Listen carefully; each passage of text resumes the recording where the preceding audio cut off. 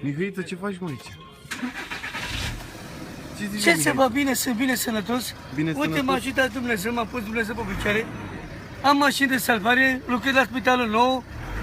Așa. La spitalul nou lucrezi? Da, lucrez la Dar spitalul cum ai nou. ajuns, mă, ca să se lucreze? Poftim? Cum ai ajuns să lucrezi la Am spitalul ajuns, nou? uite că m-a ajutat Dumnezeu, am ajuns la spitalul nou, lucrez la spitalul nou, fac lumea bine, fac lumea sănătoasă să fie bine. Ele le dau liniște la multă lume să fie lumea bine. Să fie bine. Exact, cum să nu? Păi și merge, mă, Mihăiță, treaba pe Merge treaba, pe cum să nu? Eu ambulanță sunt aici? lucrez la ambulanță, la spitalul nou, la Bălânceancă lucrez. La Bălânceancă? Fac lumea bine, da. Cum să nu? Am fost și mai mare doctor și vreau să fiu și mai mare doctor la spitalul nou. Păi Cum cum, să mă, nu? Mihăiță, ți-ai luat de aia de... Uite, mă, ăștia Dumnezeu, mi-a pus Dumnezeu mâna în cap. Da? Și în mâini și în picioare. Cum să nu? Am ajuns bine, m-am ajuns pe mâinile mele. Am ajuns. Nu costă niciun ban, la multe lume le fac numai bine, să fie numai sănătoasă, le fac tot. Nu le iei niciun ban? Nu le iau niciun ban, asta prinde 360 de cai pe putere, prinde mașina asta, salvare.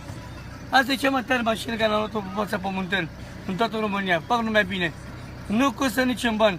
Fac numai bine, le vinde hrana. Poate să vii din Italia, Germania, din Belgia, din Ucraina, Păi și peste tot. asta e mașina ta? Asta e mașina mea, da. Mașina de la firme care m-a angajat Ai eu. făcut-o tu ambulanță, Cum să nu? nu? Da, da. Cum să nu? Asta e mașina mea. Uite, prezint mașina mea. Ia, prezintă Uite aici. Asta e cadena mea. Asta e prietena viața ta? mea, da. Ia, dă să vadă. Asta e viața mea. Să văd de toată țara.